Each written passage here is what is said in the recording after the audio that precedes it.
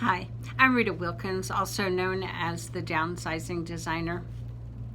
I wanted to talk to you today about remodeling your bathroom. So many of you who know me, I've had an interior design firm for over 35 years. We've done about 350 bathrooms, 350 kitchens over all that time with about the rate of about 10 per year. And we've done that work all over the country. So we have a lot of experience. We've listened a lot, we've learned a lot, and we've produced some really beautiful results.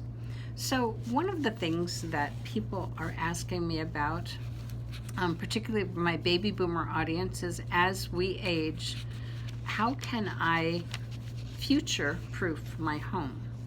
So for those that are choosing to age in place, one of the designs that we frequently do for our clients is to have their bathrooms retrofitted for aging in place. So if you are remodeling your bathroom right now, regardless of age, regardless if it's for aging in place or whatever, why not consider future-proofing your bathroom? Renovations are expensive, and when you're spending that kind of money, when you're investing time, effort, and money in a remodel, it just makes sense, design sense anyway to me, to make it ageless and have it work for anyone regardless of their age or ability. So when you incorporate universal design principles into your bathroom renovation, you make it not only comfortable but safe, accessible for everyone regardless of their age or their ability. And by planning for the future needs as well as your current needs for walkers, wheelchairs, or just general aging, it just makes sense. So, and the good news is that today, with so many beautiful products available and finishes, it's easy to design and create a bathroom that serves everyone, regardless of their age, that's beautiful, safe, and functional. So there are three terms that you hear that you may or may not be familiar with. For the sake of this particular video, I'm only talking about universal design, but you've probably heard of universal design, accessible design, and aging in place. Essentially, all three terms have a similar goal, and that is to make your bathroom easy to navigate, safe, efficient for all, regardless of your age or your ability. So integrating these universal design principles into the design is smart, not only from a functional standpoint, but also it helps to add value to your home if you were to sell. So 8 of the universal design principles that I want to talk to you about today are the following. So curbless or barrier-free showers.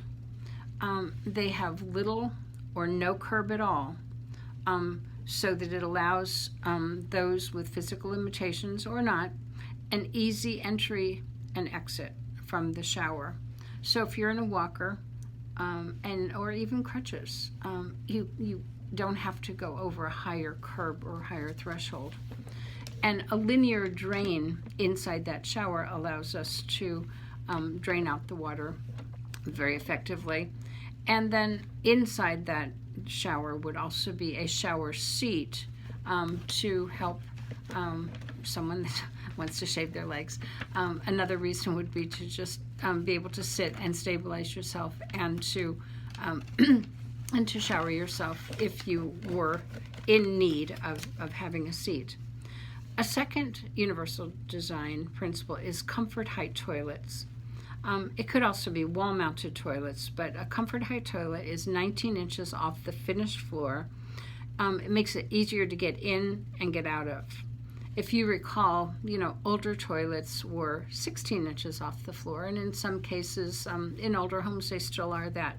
But you'll see that there is a distinct difference in 19 inches versus 16 inches. And then wall-hung toilets, in the universal design principle sense, can be hung at varying heights. So if you have someone who's very large or very small, that can be adjusted because the plumbing is inside the wall. The third thing is grab bars. So that might have a clinical sound to you, but you would be amazed how beautiful some of them are. And they come in any kind of finish and many different designs. So you don't have to think that they have to look hospital-like or commercial-looking. But a grab bar helps you, assist with the balance, getting up, getting down, lowering yourself, raising yourself, into the shower, onto the commode. All of this is just so helpful in creating a safety. And then another byproduct of that is that they make really good towel bars. So even if you're not ready for grab bars in your bathroom yet, or you don't think that you are, I do think it's very important to consider blocking inside the wall, which is the bracing for those that would help to make them safe when you do install them in the future. Another universal design principle is slip-resistant flooring. Those are the floors that are now available in so many beautiful looks. So you can certainly get the aesthetic, but also you get the slip resistant. So they have a slight texture to them. That friction prevents slipping, prevents falling. And it, just overall makes the bathroom a little bit safer. Storage. So when you're planning storage in a universal design bathroom, think about sitting in a wheelchair. And how would you be able to access linens? How would you be able to access any toiletries? So that's kind of a good guideline there. The rule of thumb is 32 inches off the floor so that when you were seated, you can actually reach it. Possible options there would be to have drawers or open shelving with baskets inside of an alcove of some kind. Then wall-mounted sinks or vanities. We do recommend rounded corners, so that will prevent some injury. Again, those are 32 to 33 inches off the finished floor to allow access if you were rolling in underneath that to be able to use the sink.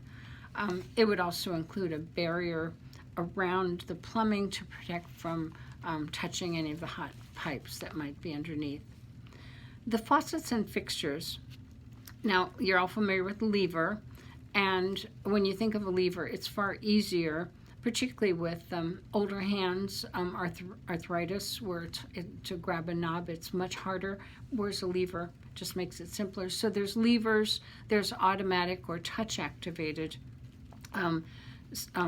faucets. So all of this is actually good in the COVID era, too, that we're using a lot of touchless products. And then in the shower, of course, the handheld shower, which I think we've all gotten so spoiled with and we're just getting used to. But in universal design, it's actually a necessity. So, and that has the bar that raises and lowers whether you're standing or whether you're sitting. So it's all about reachability. And again, imagine yourself sitting in a wheelchair trying to use this. I think that mindset helps you to really understand what it would be like and how then to design. And then, of course, it would have anti-scald or the volume control as part of what would be needed.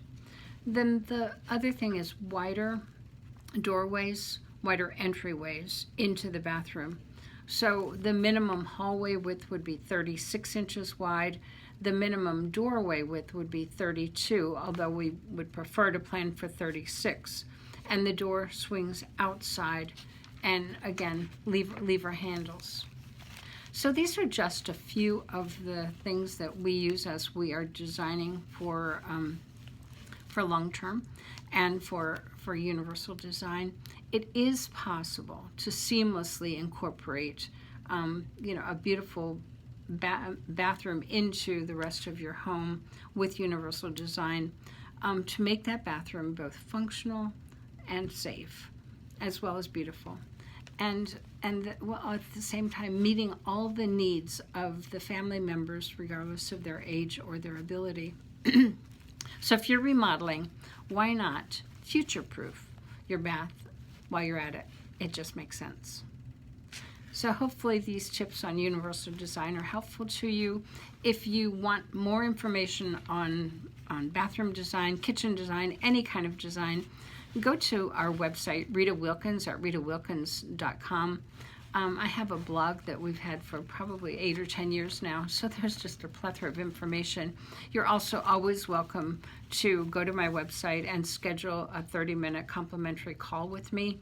It's Rita Wilkins at ritawilkins.com. And also, if you go to our website, there is a free download on designing your dream bathroom. You're welcome to, to grab that, and hopefully it'll help. Thank you. Have a great day.